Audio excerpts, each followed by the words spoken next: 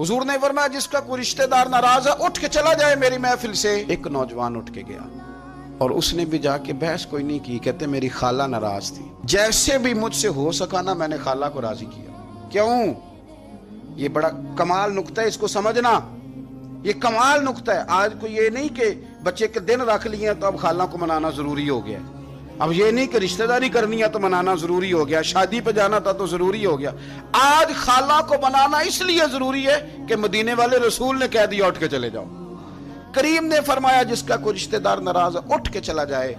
और जैसे तैसे भी था राजी करना मकसूद था, इसलिए कि अल्लाह रसूल राजी हो। मैंने खाला को राजी किया, आके वापस बैठा।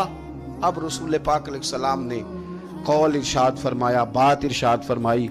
हुजूर सल्लल्लाहु तआला अलैहि वसल्लम ने फरमाया सुनो भाई, उस कौम पर रहमत नाजिल नहीं होती जिसमें कोई रिश्ते तोड़ने वाला मौजूद।